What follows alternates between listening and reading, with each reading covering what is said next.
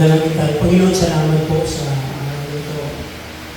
At po sa kabila ng mga struggles at mga circumstances sa buhay namin. Narito kami, Panginoon. Dahil alam namin at kapit namin ng Diyos, napakahalaga po ng araw nito. Dahil ito po yung araw kung saan kami po ay pasalamat at kilalanin namin, Panginoon, ang lahat ng kabutihan na ibinigay niyo sa akin. May mga salita, Panginoon, na ibigay ng kalakasan namin. Kami po ay patuloy na maglingkod, pagpuri at itaas ka namin sa aming mga buhay. Buksan ninyo ang aming puso, pagpuli ninyo kami ng Spirit, yakapin ninyo kami ng karunungan sa inyong Panginoon. Ang aming pong gagawin at ang aming pong pag-aaral sa inyo ito ay magiging kalakasan namin upang kami makapagpatuloy sa aming paglilingkod sa inyo. Salamat po, Ama. Ito po, mga kinalangin sa pangalan ni Jesus. Purihin ang Panginoon. Kaya sila po yung ating dito ba sila yung ating binasa. Ito po ay patungkol sa napakabuting mga katiwala ng ating Panginoon. Praise God. Purihin ang Panginoon. So, ang sabi po dito, ating pong mensahe ng umaga at pamagitan natin itong God choice. Pinili tayo ng Diyos.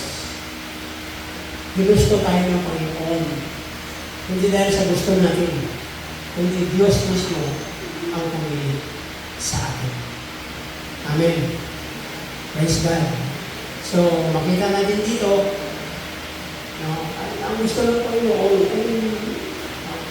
gawin natin ang kanyang kalooban at ang kanyang nais. Dahil napakahirap na. Gusto kasi ng Panginoon na magawa natin ang kanyang nais sa buhay natin. Sa Biblia, may mga tao na ayaw nilang sumunod sa Diyos. Pero hindi sila tinigilan ng Panginoon hanggat sa hindi nila nagawa ang kalooban ng Diyos sa buhay nila. Halimbawa na lang po si Jonas. Sino lang ang kilala kay Jonas? Kapit-bahay pa po ulit. Oh, praise God. Sino lang ang kilala kay Propeta Hosea? Ayan, no? Focus with. Hallelujah. Yung mga taong ito, nabanggit ko, sila yung mga taong ayaw eh. Hindi nila gusto ang ginagawa sa kanila ng Diyos. Pagkos na si Jonas, lumayo, tumakas. Tandaan po natin ito. Ang gusto ko po makita natin ngayong umaga, ang kagustuhan ng Diyos sa buhay natin. Ang nais ng Diyos sa buhay natin. Pinili tayo ng Panginoon. Tinawag tayo ng Diyos. God choice. Gusto ka ng Panginoon, tandaan mo lagi yan. Nakita sa iyo ng Diyos ang pinakamagaling na talento para mapagkatiwalaan at para magamit ng ating Panginoon sa kanyang ubasan sa panahon natin. Ano po? Kaya huwag natin kung walang bahala. Kay malaki, kay maliit, dapat gamitin natin. Praise God. So, makita natin dito, mga kapatid. Kung basahin natin sa verse 14, sabi niya sa verse 14, sapagkat tulad ng isang tao na naparoon sa ibang lupain ay tinawag ang kanyang sariling mga alipin at ipinamahala sa kanila ang kanyang mga pag-aari. Ang kaharian ng Diyos ay itinulad ng Panginoon. The kingdom of heaven, sabi niya dito, ay kanyang pinahalimbawa sa isang taong naglakbay. At tinawag niya ang kanyang mga tauhan. At binigyan sila ng talento ayon sa kanilang kakayahan. Binigyan tayo ng talento o binigyan sila ng talento ayon sa kanilang kakayahan. Praise God. Tingnan mo ang katabi mo. Di ba meron siyang kakayahan? Eh kung hindi tayo maniwala na wala na tayo ay meron kakayahan, tanungin mo na katabi mo. Tanungin mo na rin yung kasama mo. Nakikita niya, lalo po yung ating kaibigan, di po ba? Alam niya at nakikita niya yung kagalingan mo. Praise God. Hindi po ba isang kagalakan na mayroon isang Diyos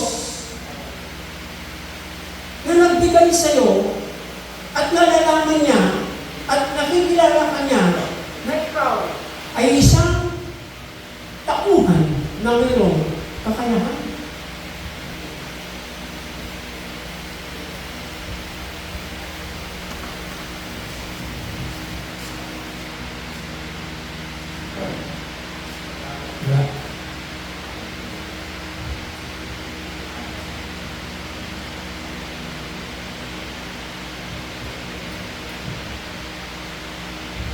Ang isa, binigyan niya ng 5 talento. Ang isa, 2, 2. And the other, 1. To every man according to his several ability. Tandaan po natin, no? Ang salitang several ability. Yung ikaw yun. Nasa sa'yo. Several ability. Nasa sa'yo yun. Tandaan natin, mabuti. Kasi kapag hindi natin kilala ang ating sarili, at hindi natin nalalaman kung sino tayo, hindi natin alam na mayroon pala tayo angkin na kagalingan. No? Kakaiba ka, sabi mo nga sa katabi mo, kakaiba ka.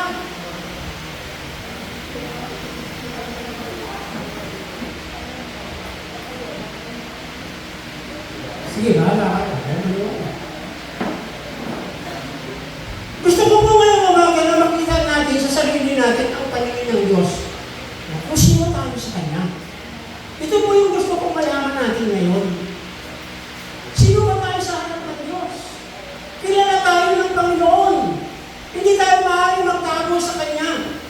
Hindi tayo maaaring magpubli sa harap ng Diyos. Dahil doon pa lamang sa bahay, bata ng ating nanay, siya na yung humubog sa atin. Kaya ang Diyos ay hindi nagkamali sa iyo. Katulad ng pag-aakala mo. Hindi natin din na napupunta ito sa aming mag-ina. At ang trabaho ng dalawang doon ay kuminsan pa nga, napakalang ko, dito sa loob. Ba't ganun? Para baga ang ating sarili, ang ating buhay, para tayo mismo yung naglagay ng mga bagay upang tayo ay madaw o matalo. Kaya dapat kilala natin ang ating sarili. Kasi kung kilala natin ang ating mga sarili, kilala natin kung sino ang gumawa at sino ang nagbigay ng abilidad sa iyo. Walang iba kung hindi ang Panginoon. Praise God. Meron akong trivia tuwing umaga na binabasa. Tatagalogin ko na lang. Sabi doon, kapag binigyan ka ng isang bag na nito, isang basket na nito, hatiin mo sa 5 at ipamahagi. At ang babalik sa iyo ay ilan? Ilan? 10.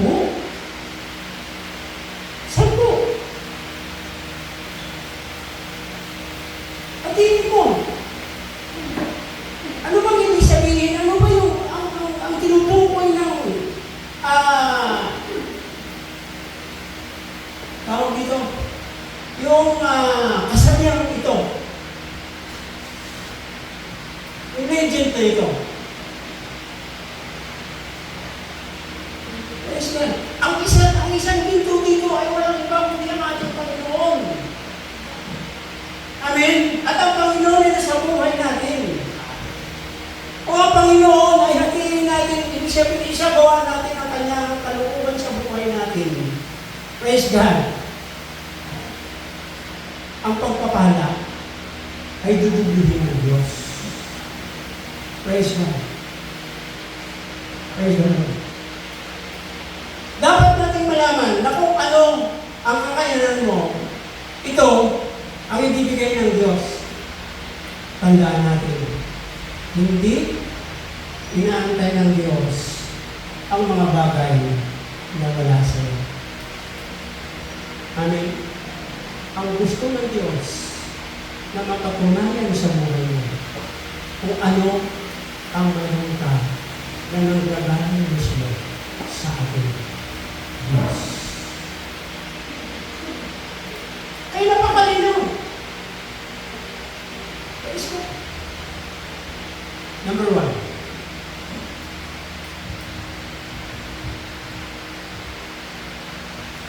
Accountable. Accountable. Accountable ka sa Diyos. Gusto ng Diyos at ikaw ay magiging kapakapakinahan. Gusto ng Diyos na ikaw ay magamit. Gusto ng Diyos na ilabas mo ang iyong talento. Ilabas mo ang iyong abilidad. Para papurihan siya. Para itaas siya. Para makilala siya sa buhay mo na ikaw ay anak ng Diyos. At ang Diyos mismo na tinawag kang anak ang siyang gagawa ng mga imposibleng bagay. Para mapatunayan na ang Diyos mismo ang tumawag sa iyo. Praise God. Accountable. Hindi hahanapin ng Diyos ang hindi niya ibinigay. Amen. Amen. Hallelujah. Ano sabi rito? Verse 15. Tinawag niya. Lagi natin tandaan at lagi tayo mag-pray na sana ang Panginoon dumating ng araw ng linggo. Kasi napakaraming tao sa buong mundo, Kristiyano lang, pa linggo. At maraming salamat po sa inyo kung kayo po ay nananatili sa inyong buhay bilang Kristiyano mula Lunes hanggang Linggo. Hindi na po nagsasalita ang Panginoon sa atin. Ako na lang po nagpapagod sa inyo. Salamat. Congrats. Dahil nakita ng Diyos ng ating pagiging Kristiyano ay hindi lang linggo. Dumating man siya sa umaga, dumating man siya sa tanghali, dumating siya sa gabi o sa hating gabi, nakatitiyak tayo na tayo ay kasama sa ating Panginoon. Amen. Praise God. Huwag niyo akong tignan na parang. Praise the Lord. Hallelujah. Gusto ko po gisingin ng ating mga damdamin at puso. Diwa. Dahil kailangan po ng Panginoon ang manggagawa. Kailangan ng Panginoon ang nagtatanim. Sabi niya sa chapter 24, I think verse 26. Sagana nga anilin, subalit walang manggagawa. Puro na lang awa.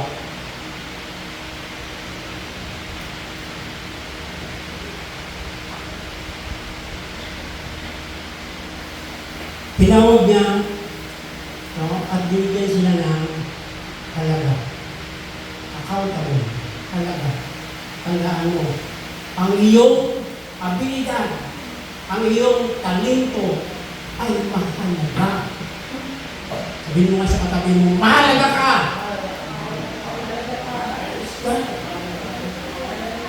Parang ang hirap. Parang talo mo pang tinitibig. Mahalaga ka. Iba kailangan inuuna nito ang Panginoon eh. Kasi kahit gaano kahirap, kapag sinunod mo yung kalooban niya, ang mga bagay na mahirap ay madali.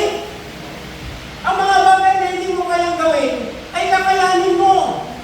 Ang mga imposible ay magiging posible dahil gumagawa ka ayon sa sinasabi ng ating Panginoon. Praise God. Accountable. Lahat ng may ginagawa natin, accountable yan sa Diyos. Praise God. Baka akala mo naman ang buhay mo ay biro lang, na para kang bigla na lang lumusot sa mundong ito. Ang iyong kapanganakan, ang iyong paglaki, ay may purpose ang Diyos. Gusto ng Panginoon. Maganda nga yung isa, 10 na lang tayo para magiging solid ang ating pangangaral. Dapat hindi na po tayo masaktan, hindi na po tayo dapat mabackslide sa salita ng Panginoon. Dahil ito ang hinahanap ng Diyos sa panahon natin ngayon. Kailangan ka ng Diyos. Accountable. Binibilang ng Panginoon ang iyong ginagawa na ayon sa kanyang kalooban. Burado lahat sa Panginoon yung mga ginagawa mo para sa sarili mo. Wala yan. The whole duty of man.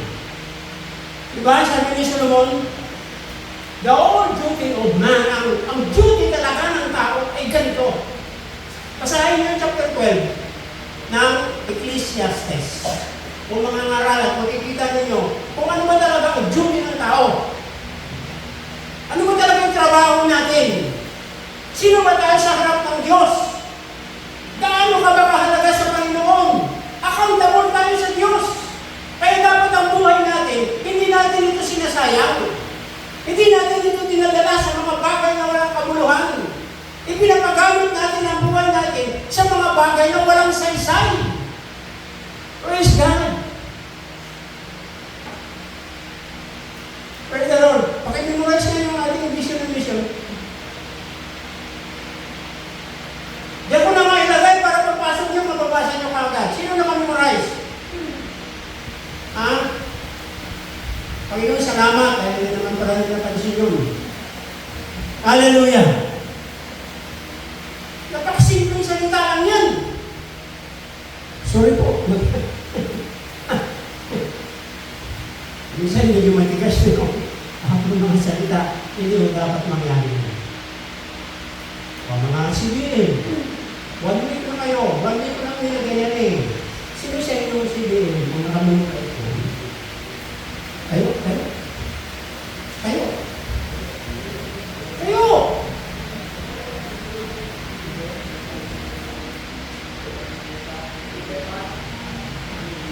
Vision and mission. Mission at vision.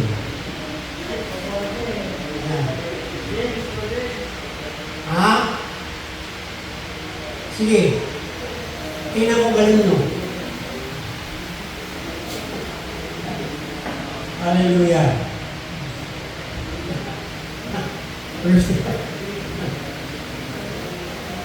Sunod na linggo, pag hindi nyo pang memoryado yan, huwag na lang kayo sumamba. Amen. Sayang.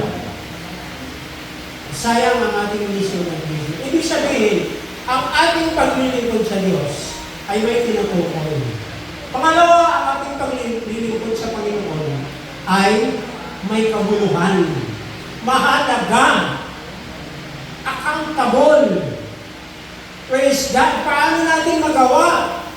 Ang ipinapagawa ng Diyos kung yung mission at vision ay hindi natin sa ulado.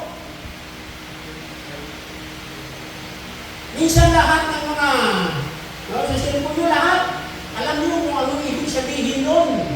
Pero ito lang, napakasimple lang mga kapatid. Hallelujah.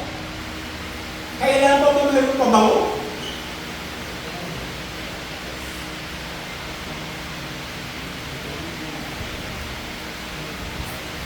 Kung kayo kong mabackslide, hindi ko na kasalanan yan. Ang trabaho ko, pilata, itulak, ilagay sa mga puso ninyo ang nais ng Diyos. Praise the Lord, hallelujah. Purihin ang Panginoon. Tingnan niyo yung mystery ng Panginoon. Yung kanyang pangangaral, dumating na sa punto na ang naiwan sa kanya, ay 12 na lang. Judas pa yung isa. Nagbabasa ba kayo ng Biblia? Sigurado kayo?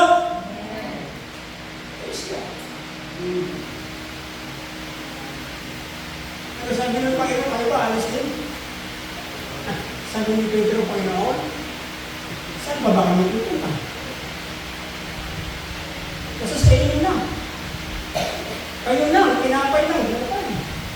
Kayo lang, pagkain, saan ba kami pupunta? Sa panahon natin kung saan pa ba tayo church na pupunta, saan pa ba tayo nilipat? Ano pa ba yung plano natin sa buhay? Kung bakit alumpihin tayo, bakit nag-alinlangan tayo magpagamit sa Diyos? Napakahaba na ng ating buhay sa Christian. Nagbibilang na tayo ng mga taon. Ganyan taon, dekada na. Pero pagdating niya sa pangangaral, pagdating sa Great Commission ng ating Panginoon, hindi natin magagawa. Purihin ang Diyos.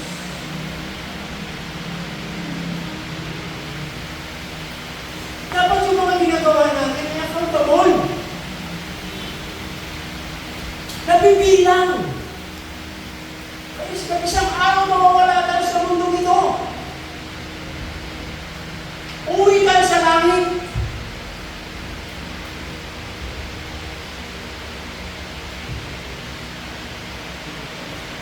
Tanungin nyo nga ako, galit ko ba, Pastor? Hello! Hallelujah! Praise God! Instrumento nga natin ang gawin, papilay-pilay. Aalis yung isa, kuha na naman na parang wala lang. Pagkatapos, babalik. Diba, namamit ko si Jonas. Ayaw ng Diyos. Pero ano ginawa ng Panginoon? Kung babasahin ninyo ang chapter 1, ang chapter 3, kapag walang mensahe ang Diyos kay Jonas. Hindi na lamang kung saan napunta si Jonas pagkatapos. Pero ang totoo mensahe ng book of Jonas, napakahalaga. Accomplishment. Tinapos ng Diyos. Tinulungan ng Diyos si Jonas para ma-accomplish ang ipinapagawa niya. The prophet Hosea, si Uzias. Ayaw ni Uzias na mag-asawa na babaeng bayaran. Sabi sa kanya ng Diyos, Uzias, mag-asawa ka ng babaeng bayaran. Kasi, ang gagawin ko, ipapakita ko sa bansang Israel kung gaano ko sila kamahal. Praise God. Kasi sabi niya, ang bansang Israel, parang babaeng bayaran. Pinakasalan ko, inasawa ko, ano ang ginawa nila?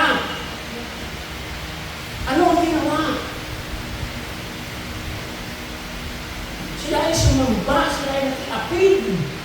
Sila ay gumawa ng kasalanan, kumain sila ng mga pagkain na pinagbabawal. Kaya asawahin mo yung babaeng bayaran para maunawaan ng bansang Israel kung gaano kalaki ang pag-ibig ko sa kanila. Praise God. Ayaw mo isa. Pero dahil sa naunawaan, intindihan mo siya, ano ba yung plano ng Diyos? Ay, tanongin mo ba yung sarili mo minsan? God, Lord, what is your plan in my life? Ano ba ang plano mo sa buhay ko? Lord, ano ba, Lord? Hindi ka na sumasagot, Lord. Hallelujah. Praise God.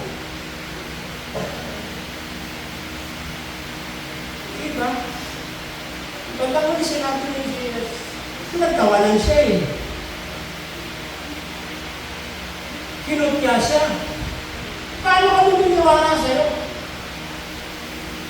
Kay buti mong tao. Magaling ka kumita, pero ano ba yung asawa ko? Ano sabi ni Isaias? Alam niyo ba? Kung bakit kong ginawa yun? Dahil yun ang gusto ng Diyos. Gusto ng Diyos. Laging talaga mangunguna sa isip natin. Ang kalooban ng Diyos. Ang halaga, ang accountable na ibinigay ng Diyos sa puso at buhay ko.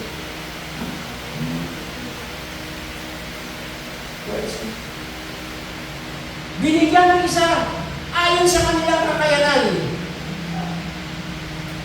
Talento, ability, abilidad. Ma-abilidad ka. Sabi mo sa katanong mo, ma-abilidad ka.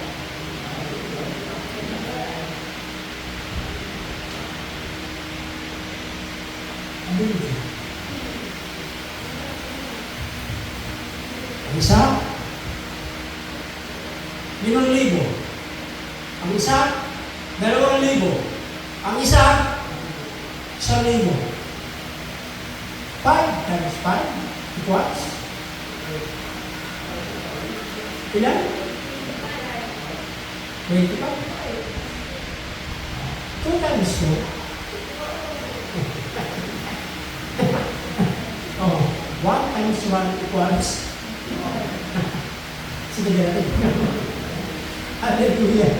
Praise God. Yung 5, ikinalakal, tumubo ng 5. No? Yan ay 5 plus 5 equals 10. 2 plus 2 equals 4. 1 times 1 equals 4. Saan kayo doon? Saan kayo? Praise God. Now, alam niyo, pagdating sa plus, madali lang yan eh. Pero pagdating sa time, naghirap. Siguro yung iniisip na, tumanggap ng 1,000. Naghirap naman ito. Minsan may mga tao kayo, hindi niya pa nagawa. Yung laman ang utak niya, mahirap na. Kaya kung yun ang ating laging iniisip, at yung laman ang ating isipan, hindi natin magagawa. At kapag hindi mo ginagawa, hindi mo talaga mararanasan ang himala galing sa Diyos. Hindi mo matatanggap ang kapangyarihan na galing sa Panginoon na ipinagkaloob niya na sa iyo. Ibinigay niya na sa iyo. Alam mo mga kapatid, napaka-praktikal lang eh. Katulong ito.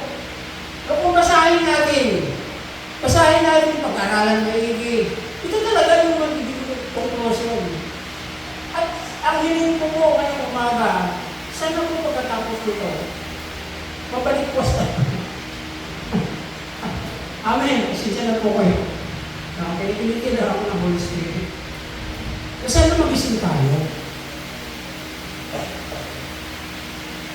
Hindi minsan pagkasagawa, tulog ka. Amen. Nakaupo ka sa upuan, wala ka kahirap-hirap na, hikap ka na hikap. Samantala sa pastor dito, kung gusto yung boses, kaya ko wala pansin mo. Wala pansin. Amin po ba? Amin. Amin. Alam niyo, tumayo lang kayo ngayon din sa sabihin ng pastor, ako naman pastor. Palakpak pati pa ako. Iwala ka na sa akin. Sino ba gusto? Sige. Sino gusto mo, pastor? Huwag kayo tumingin. Hindi ko naman sinabi ito lang yung kasama mo eh. Sino ba? Sino ba?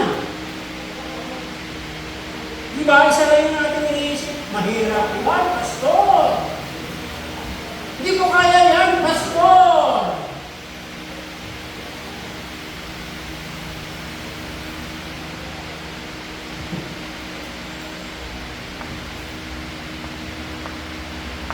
Ito ang maganda. Dito nagpapakita yung salitang number 2,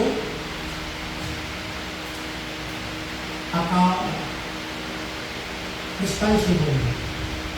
Number 2, responsible. Yan. Responsible. Praise God. Alam niyo po kung bakit ginamit yung salitang responsible dito o responsible? No? Kasi ito yung puso ng Diyos eh. Hindi pwedeng ibigay ng Diyos ang wala sa Kanya. Amen. Tandaan natin yan. Praise God. At bago pumili ang Panginoon para maging responsible sa Kanya, praise God, ibinigay ng Diyos sa iyo ang salitang mayroon kang pananagutan. Mayroon kang responsibilidad na dapat gampanan bilang isang Christian.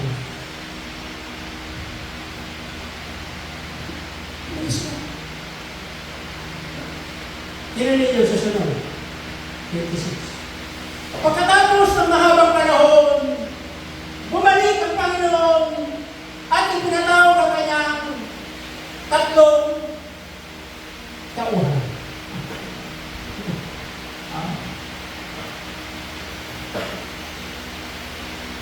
Lumapit at tumanggap ng 5,000 at ang sabi, Panginoon, ito yung 5,000 ibinigay niyo sa akin.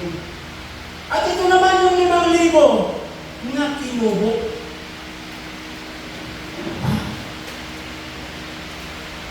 Sabi mo nga, wow! Praise the Lord. Kaya kami siya, ang galing natin ang mga sa mga artista. Ang galing natin ang mga sa mga magagaling na players. Pero kung minsan hindi kayo mahanga sa mga pamamaraan ng Diyos, ang galing mo niya, lumilipad, parang umuupo pa sa ere. Ang galing mo shooting, ang galing mo 3-point. Wow! Ito yung dapat. Ito yung dapat na kahangaan natin. Amen! Amen! Sino ito? Tayo! Kayo! Humahanga tayo sa iba. Pero ang problema, hindi tayo humahanga sa sarili natin. Hindi tayo humahanga sa Diyos na siya mismo ang gumawa ng ating mga sarili para ikaw ay magkaroon ng responsibilidad. Baka akala natin ang pagiging Kristiyano every Sunday lang. Maling-mali kayo dyan.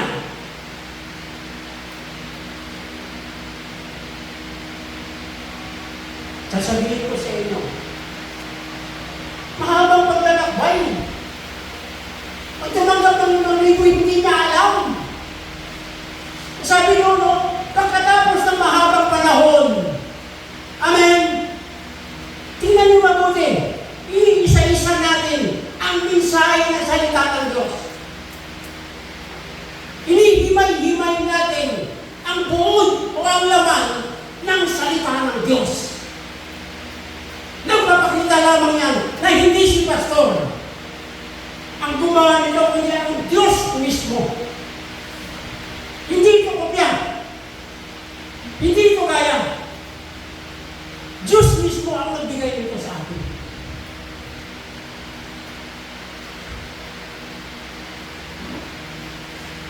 Yes. Hindi natin alam ang ating responsibilidad. Hindi natin kilala ang ating mga sarili. Tingnan mo, napaka-Kristiyano. Pero kung makaharap sa mga makamundo, alam mo, sila pa yung magaling umindak, magaling sumayaw, magaling kumanta, umiiko pa. Paano pagka-Kristiyano? Asan ang iyong responsibilidad? Pumili ng Panginoon. Magaling. Tapat. Good and faithful servant. Sabi ng Biblia. Sabi ng Panginoon. Magaling na tapat na alipin. Dahil sa ikaw ay mapagkakatiwalaan sa malaking halaga. Pamamahalain kita ng malaking halaga. Makihati ka sa aking kagalakan. Yung sinasabi nito na joy, iba kasi yung happiness, iba yung joy. Ang kaligayahan, binigyan ka ng cellphone. Ano pakiramdam mo? Happy. Happy. Happy, hapay. Pero yung kagalakan, galing mo sa Diyos. Galing niya sa puso mo, bumukang niya sa puso mo, na kung saan, doon nakaupo sa trono ng puso mo ang banal na Espiritu Santo. Ay pag sinasabi natin, joy or kagalakan, from, galing yan, from the Holy Spirit. Imagine mo, literal na bagay, ang ipinagkatiwala. Ba't ang isinukway ng Panginoon, ano? Kagalakan.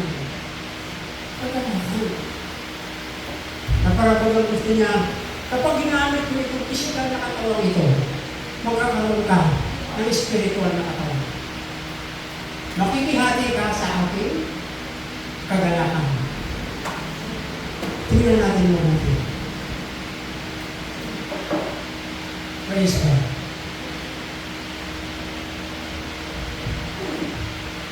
Accountability. Responsibility. Lumapit ang tumanggap ng 2,000. 2,000. 2,000. Panginoon, kung ano sinabi ng tumanggap ng 2,000, siya rin yung sinabi ng tumanggap ng 5,000.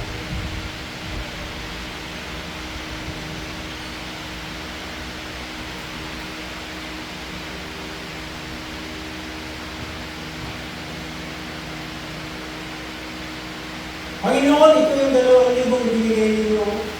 At ito din yung 2,000 na tinubo. Basta yung mabuting ninyo. O ano yung salita na sinabi ng kanilang master, pareho.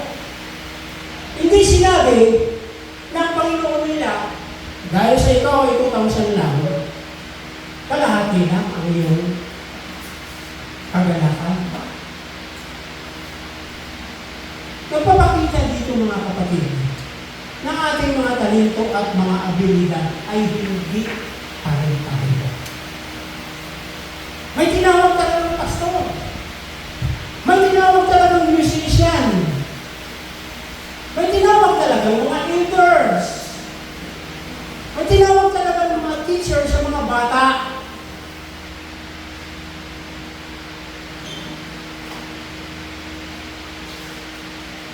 Pero ang gantimpala ay pang-pareho. Tandaan natin ang magbibigay sa atin ng crown. Hindi ang church. Hindi si pastor. Amen. Amen. Kasi, kapag ang church, kapag si pastor, magkaroon niya ng different. Magkakaroon ng pagkakaroon. iba. Kaya sa tingnan ninyo, kung anong sinabi ng Panginoon dun sa tumanggap ng 5,000, siya din yung sinabi niyo, magaling, good and faithful servant. Dahil sa napagkatiwalaan ka sa maliit na halaga, mamamahala ka ng malaking halaga, makikihati ka sa ating kagalakan. Hindi sinabi na kalahati na kasi 2,000 na. Amen. Amen. Hindi natin mabuti mga kapatid. Praise God, huwag mo nang nilipad-lipad yung ating isip. Sa panahon natin ngayon, kapag mayroon pangangaral na salita ng Diyos, dapat nakapumpos tayo. Inaaral natin sapagkat marami ang mga bula ang pumita. Praise God. Malay mo si Pastor, hindi tama ang pinapangaral. Hallelujah. Di, pari-pariho tayo nila. Kaya nga sinasabi ko pag ako kulang na sa pamilya ko, sabihin nyo lang. Sumagot tayo ng amen. Sabihin nyo lang. Praise God. Kung meron pang mas higit na pangangaral sa ginagawa namin mga pastor sa ibabaw ng pulpito ito. At kayo ay nakukulangan na. Hallelujah! Sabihin nyo lang. Sabihin nyo lang. Wala pag-alikulangan. Praise God. Pero ang pulpito na saan? Sino kaya? Galang naman pa rin mo sa balikin. Sino kaya? Praise God. Kukuha pa ba tayo ng mga bayan ng Pasko? Hindi ito mismo. Kaya nga inuungin ko yung Pasko sa inyo yung ating vision. Yung ating mission at vision. Hallelujah. Praise God. Accountability, responsibility, and then last but not least. Hallelujah. Ang Panginoon Kristo yun. Hallelujah, Panginoon Panginoon. Ano yun? Pangatlo. Mga matindi ko Judgment agad. Paghahatol agad. Praise God. Punta tayo sa verse 30.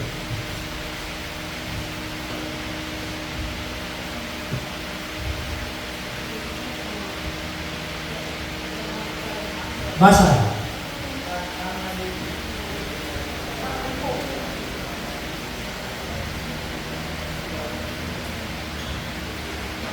Nakasal.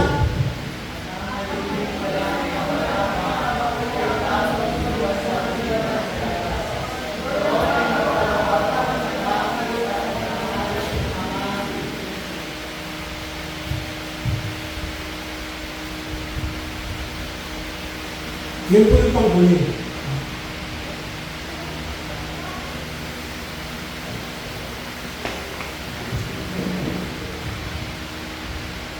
Okay. Verse 25. Maganda ito. Sabi dito, and it was a friend. Ito yung katagalan isa ng mga tao. Sobra-sobrang dun. It was a friend. Sa Tagalog, Panginoon, ako ay natatakot.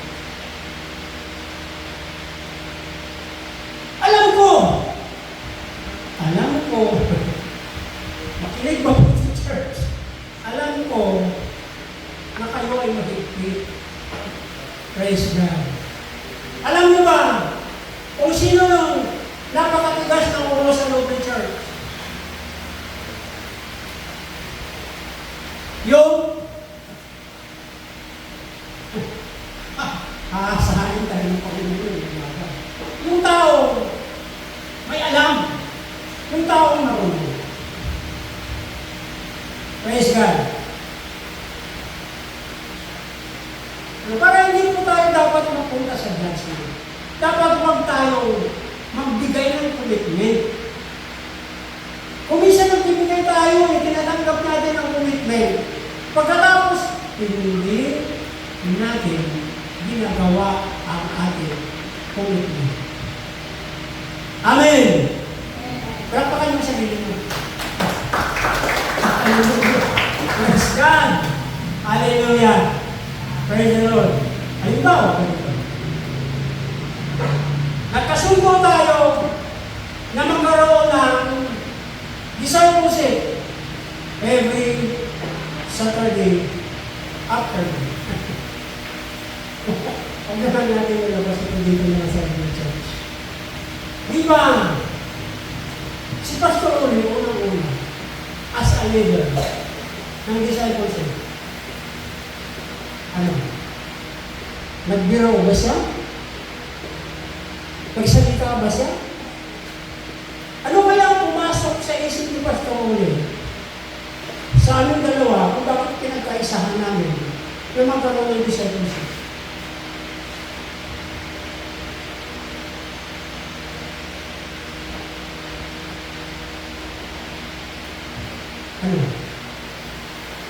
Commitment. Commitment. Commitment.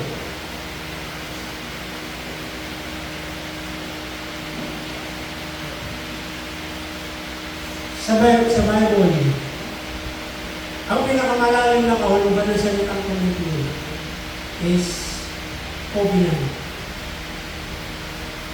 Covenant. Sabihin mo natin, covenant. Kaya lang nagiging mababaw yung commitment. Dahil minsan, ang iniisip natin, nakipag-commit tayo sa tao. Nakipag-commit tayo sa church. Pero sa katotohanan, ang pinakamalalim at ang pinakapuntos ng salitang commitment is covenant. Pakipagkasundo.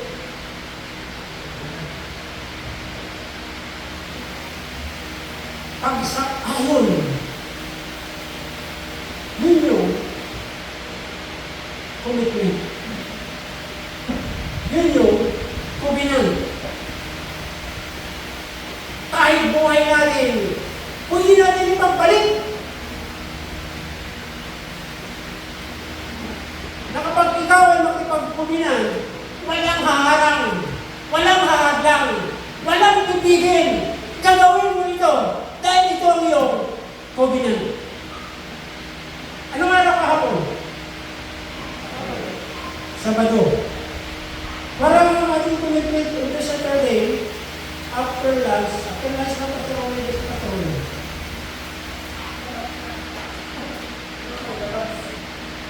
Tampo na kami sa Pastor Uli. Hindi nagtatampo yan. Kahit mga thunders na yan, mga mababago. Hallelujah.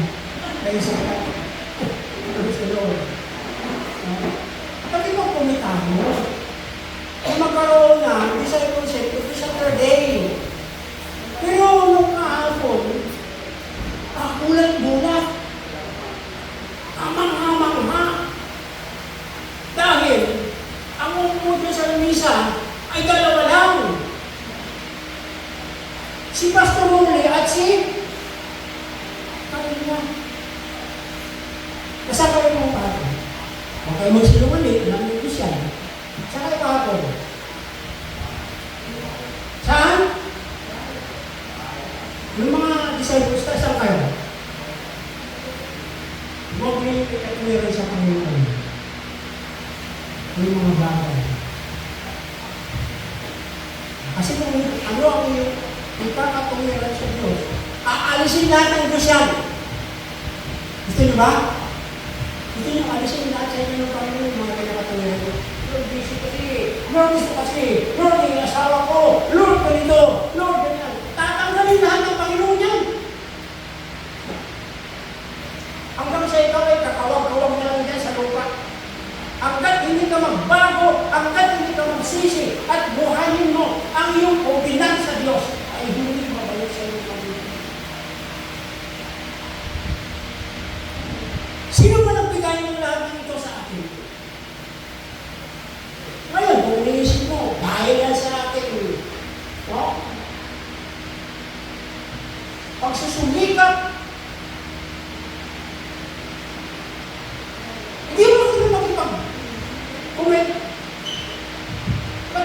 hindi mo nasabihin kay Pastor Ulipas, Pastor Ulis, sorry po, magkamali ako.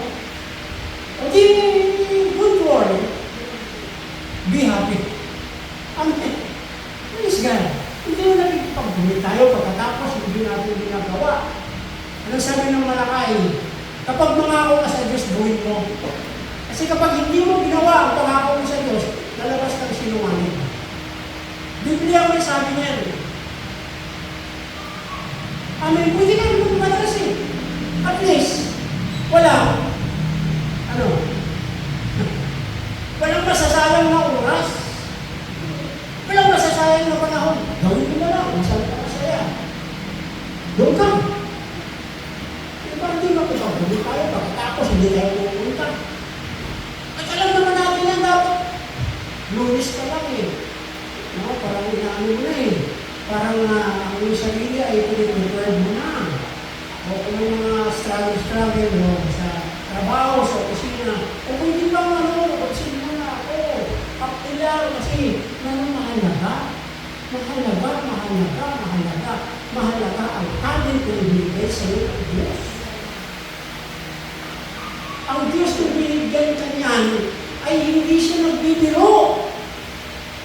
Nung binigay sa iyo ng Panginoon yung kanyang talento at ang kanyang abilidad, hindi siya nagkamali. Tandaan mo yan.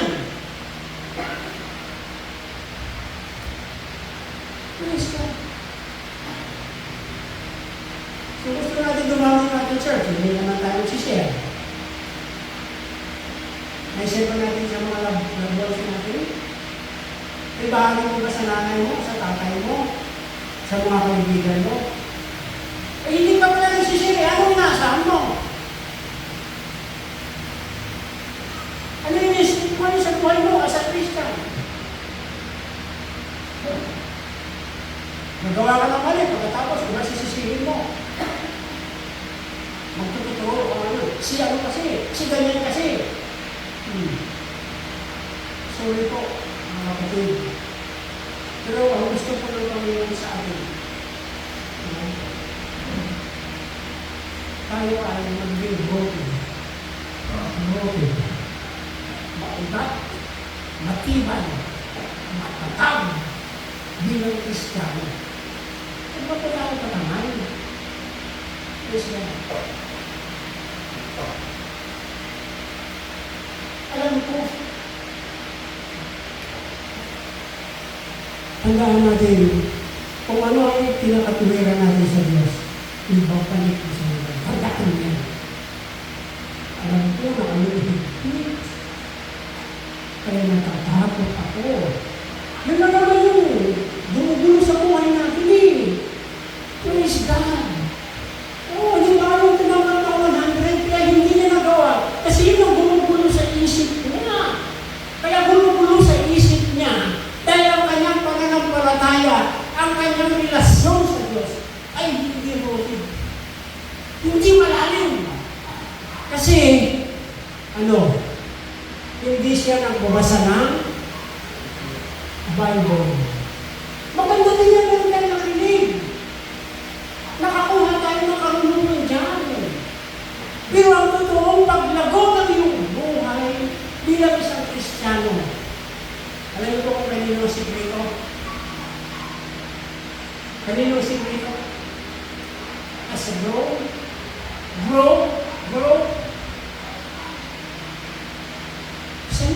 Sa tingin mo. Kaya hindi ka nag-grow.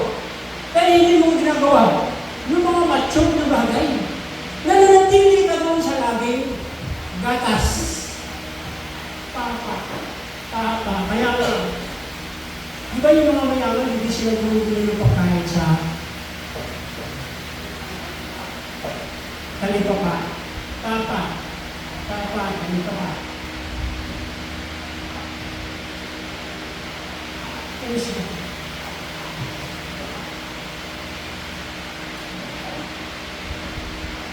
Kaya kung hindi ka malago, huwag mo sisihin ba?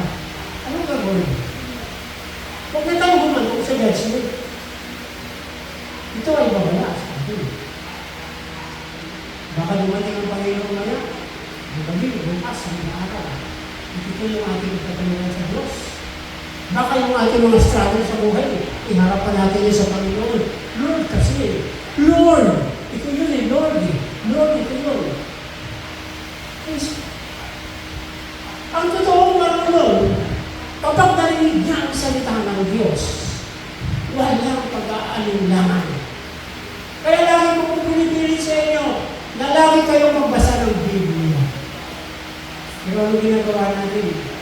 Ang pagbabasa natin ng Biblia, ginagawa natin kabigatan, ginagawa natin kawalan, ginagawa natin kalugihan. Ang hindi natin alam, isang araw, kaharap tayo sa Diyos. Mas magandang bumarap sa Panginoon na nakaunat ang pangalan ng Diyos.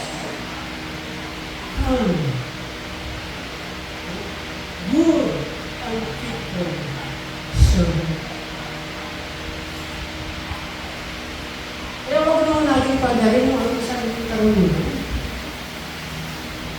Lagi ako nakahamon. Sino ba sa inyo gusto mag-aaral ng Bible School? Bakit kailangan natin mag-aaral ng Bible School? Kasi ayaw dito kayo dito sa ibang pulpito na hindi wala kayong pinag-aaralan, dapat tapos kayo ng Bible School. O ito na, sige na. Mag-aaral kayo ng Bible School. Ano yung mga dahilan? Ano yung mga rason? Kung bakit hindi natin ginagawa o hindi natin makuha mag-aaral sa Bible School? Sige na. Ano yung rason? Saka na. Saka na. Kaya ang gawin, magsasaka ka pa rin eh. Kasi saka ka ng saka. Saka na nga anihin. Pag tinawag ko ng Diyos, don't worry. Huwag ka mag-alala. Amen? Hindi ka tinawag ng Diyos para kaya nalang kakawag-kawag. Hindi ka tinawag ng Panginoon upang gutumin. Hindi ka tinawag ng Panginoon para titira ka doon sa mga ilalim ng puno. Para tayong mga ayta kung isa. Diba? Ang kaibahan yung mundo.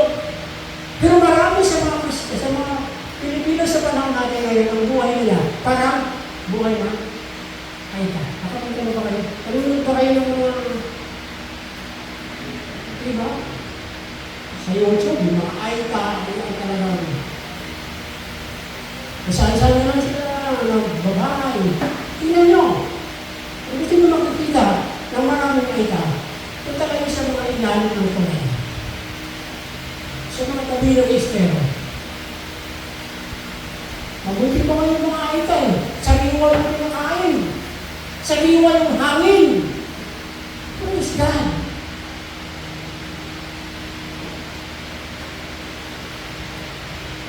Sabi mo sa katabi mo, hindi ka pababayaan ng Diyos. Sabay-sabay, hindi ka pababayaan ng Diyos. Ako sabi ko naman, huwag kang pabaya. Huwag kang pabaya. Ayaw mong pabayaan, kung pabaya ka. Hindi mo pinapansin. Hindi mo pinag-uukulan ng panahon at pansin. Ang talento at ang abilidad na ibinigay sa iyo ng Diyos, ginagamit mo lang ito sa makamundong bagay. Kaya yan ang naging resulta. Praise God.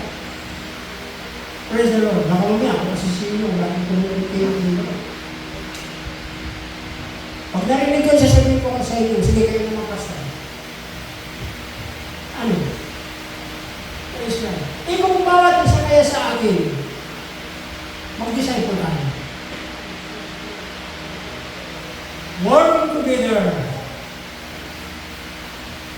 Huwag natin i-aasa kay Pastor. Huwag niyo ilagay sa balikat namin ni Pastor Ole. Ang mga trabaho dapat na kayong gumagawa. Kapanti pa tayo pumasok sa church. Tuwing Sunday ng umaga.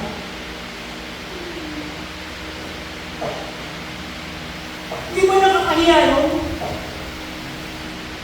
Tuwing linggo ng umaga lang tayo nakikita sa church. sinisisi pa natin sa iba.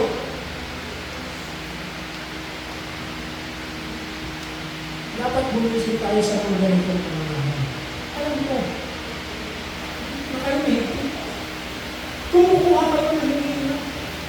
Nag-harvest kayo ng hindi na tinanong. Kaya natakot ako. Tandaan ninyo ng takot na yan. Yung takot na yan na inaasik sa inyo, sa isipan ninyo, sa puso ninyo, na itinatanim ni Satanas. Kapag kayo ay mamamalagi sa takot na yan, yun ang magdadala sa inyo sa kapahamakan. Takot akong iwanan ito. Kasi mamamatay kami. Kasi kukulangin kami. Ito yung katuwiran eh. Judgment. Gamitin natin yung ating accountability. Gagamitin natin yung ating responsibility para hindi tayo mamatay sa Diyos. Masabi ng Panginoon, nakatuwin lang tayo. Drarasal na tayo, pero totoo. Ito sabi ng Panginoon, hindi ako nasabi. Basahin mo. Verse 30. Malinaw. Malinaw ang sabi niya dito. Verse 30.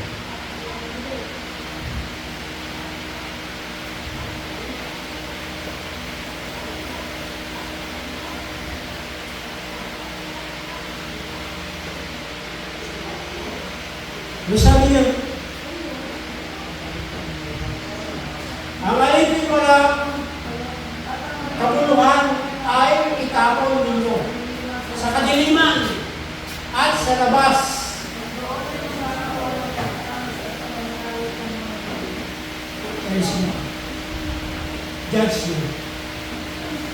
Judgment Day.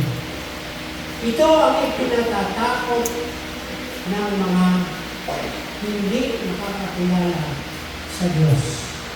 Ito yung mga ipinatatakot ng mga tao na takot pumasok sa simbahan. Ito sa atin.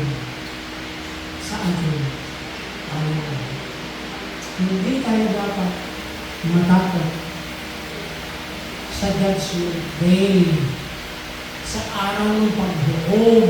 Amen. Amen. Sapagkat sa araw ng paghukom, uuwi tayo sa ating tunay na tahanan. Upang hindi ka na magsasakit. Amen. Upang hindi ka na magtatanim. Hindi ka na iigib. Hindi ka na magbabayad sa lawasan. Hindi ka na magbabayad sa mirako. Hindi ka na pupunta sa palengke. Pupunta ka na lang sa puno. Iba't iba ang bunga tuwing buwan. Iinom ka doon sa buhal na hindi natutuyo. Praise God. Purihin mo Panginoon. Kaya dapat kapag gumagawa tayo sa Panginoon, ang kagayakan at ang tagumpay ang ating iniisip para magawa natin ng may pagsunod ang nais ng Diyos sa ating buhay.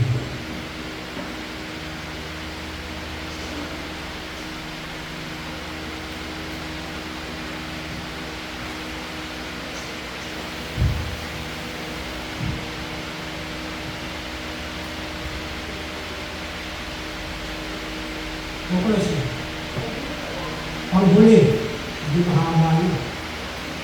Praise God. At sa susunod na rin ko, mahaba pa dito.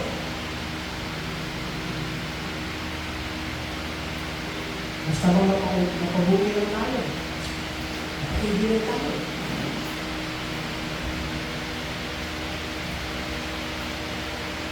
Conclusion na sabi dito, ito dapat ang ating nakikita. Wisdom, sulat mo. Good and faithful servant. Yung kanilang attitude. Una, wisdom. Second, knowledge.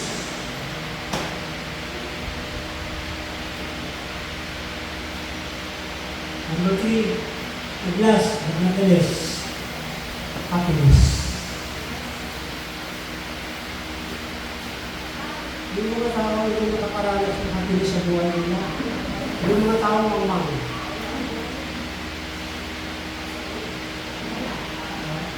Kaya kung kaligayahan nila, napakababaw. Wisdom, knowledge, and happiness. Diba? Tama na sa kanilang, bit-bit nila yung kanilang cellphone maghapon. Hindi na nila pinapansin ang kanilang sikmura ay kumukulong sa bubong. Basta ang mahalaga, nandun sila lagi nakamasid sa kanilang makalaman na babae. Sila yung mga tao walang karunungan. At kapag ang tao Kristiyano walang karunungan, papunta ka sa judgment, paniwala ka. Knowledge. Nakakaunawa. Is not. Then, happiness. Walang makapagbigay nito. Hindi natin ito matagpuan sa mundo. Matatagpuan natin ito sa piling ng ating Panginoon. Ito ang dahilan kung bakit tinawag na tayo ng kanyang mga good and faithful servant. Let's bow our head and pray. Father in heaven, salamat po. Bagamat medyo mahaba at matagal ang aming pinag-aralan, ba't ito, Panginoon, ay nakakabuti para sa amin? Salamat po sa iyong Holy Spirit. Panginoon, ibinigay ko po sa kanila ng malinaw ang iyong mga panukala at ang iyong mga plano sa buhay namin. Lord, ingatan mo po sila. Yakapin mo kami palagi, Panginoon. Huwag mo ninyong hayaan na matangay ang aming isipan, na matagay ang aming damdamin sa sumbulot, ng gawain ng mundo at makasalibutan na bagay.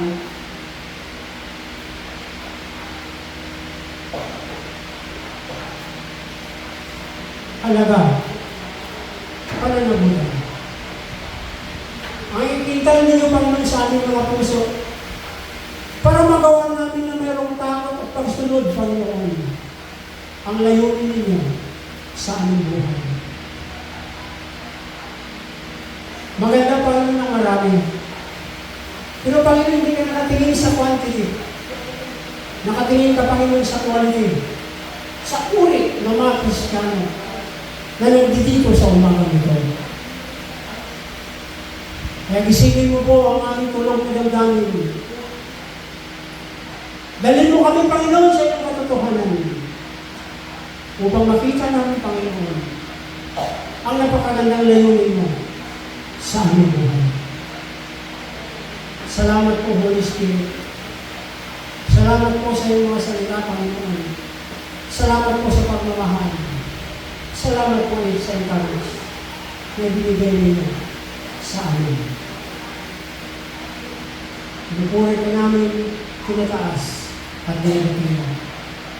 Ito po ang aking dalangin sa pangalan ng Jesus.